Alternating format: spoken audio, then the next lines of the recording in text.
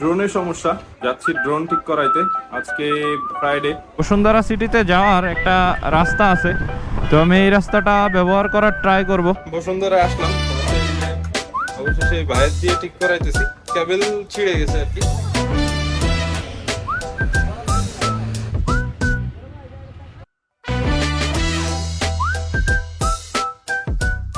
আসসালামু আলাইকুম bros, this is Shahid Khan. Welcome to travel Assam. আশা করি সকলেই ভালো আছেন।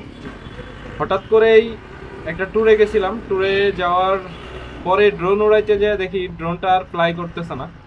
তো আজকে চিন্তা করলাম, যেহেতু আজকে ফ্রাইডে, সো ড্রোনটা নিয়ে চলে যাই, ড্রোনটা সার্ভিস করাই নিয়ে আসি। মাঝে মাঝে ড্রোনটা ফ্লাই করানো লাগে।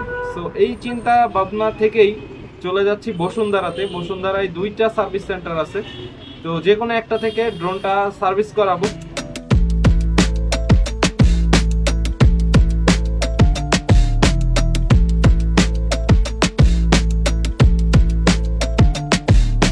সিগন্যাল পার হওয়ার পরপরই রাস্তার এই পাশটা কিন্তু অনেক সুন্দর। দেখেন, মেট্রো রেলের প্লারে অনেক সুন্দর ছবি আঁকা, এটা জুলাইয়ের স্মৃতি হিসেবে রেখে দেয়া। আর গাছ লাগানো আছে রাস্তার এই আইল্যান্ডের উপর দিয়ে। তো এই জায়গাটা কিন্তু সুন্দর লাগে, রাস্তার দুই পাশ দিয়েই সবুজ। আমার কাছে পার্সোনালি এই জায়গাটা অনেক সুন্দর লাগে।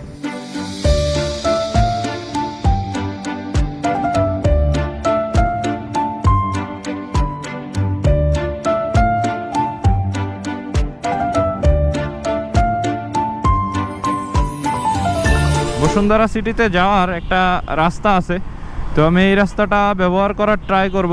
ফার্মগেট হয়ে যে রাস্তাটা যায়, এই রাস্তাটা ইউজ করলে হয়তো আমি একটু আর্লি পৌঁছাইতে পারবো ওইখানে।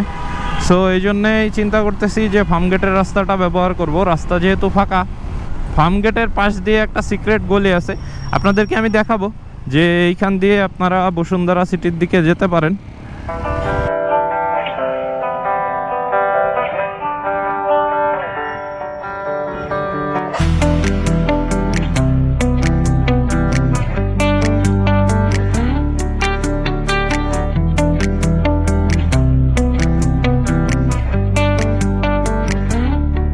একদম ভেতর ভেতর দিয়ে পান্থপথ সিগনালে ওঠা যায় আর কি।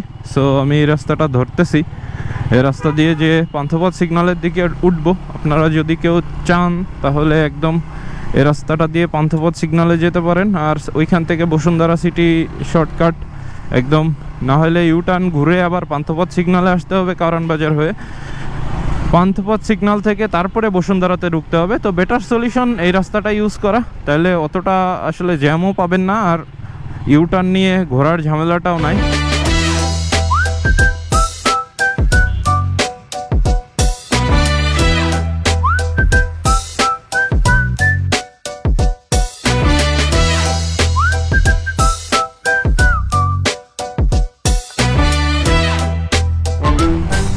সো এই যে বাইপাস পর্যন্ত এসে উঠছি, এটা হলো যে পান্থপথ সিগন্যাল থেকে ফার্মগেটের বাইপাস।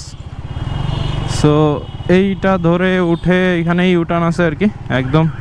এটা দিয়ে গেলে বসুন্ধরার পেছনে যাওয়া যায়, বাট আমরা তো বসুন্ধরার পেছন দিয়ে ঢুকবো না, আমরা সামনের গেট দিয়েই ঢুকবো। চলে আসছি বসুন্ধরার সামনে, এই যে বসুন্ধরা সিটিতে ঢুকবো আর কি। সো যাই, আগে বসুন্ধরায় কাজটা সারি।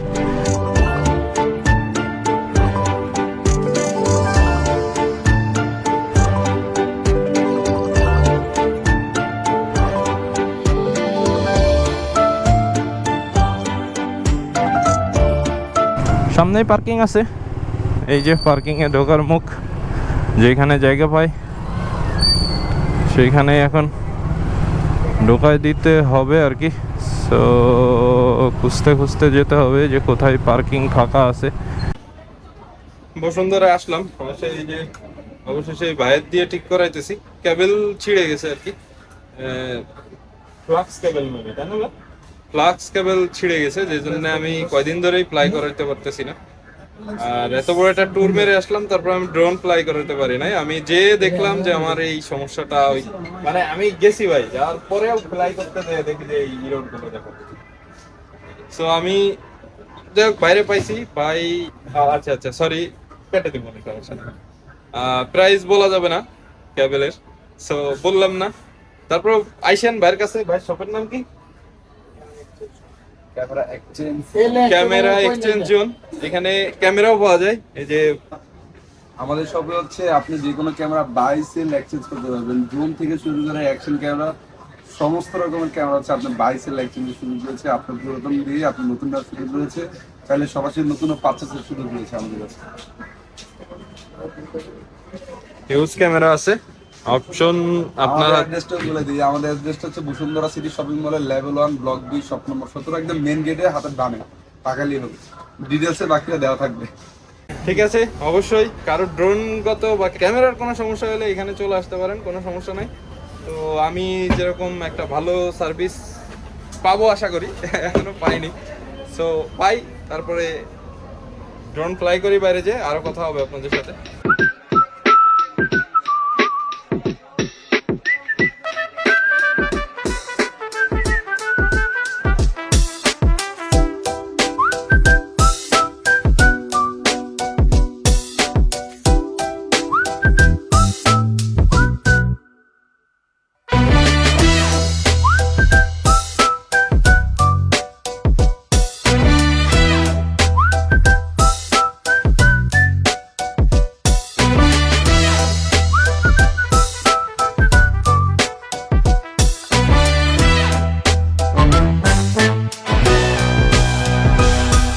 সবাই ভালো থাকবেন, সুস্থ থাকবেন। দেখা হবে আবার কোনো এক নতুন ভিডিওতে।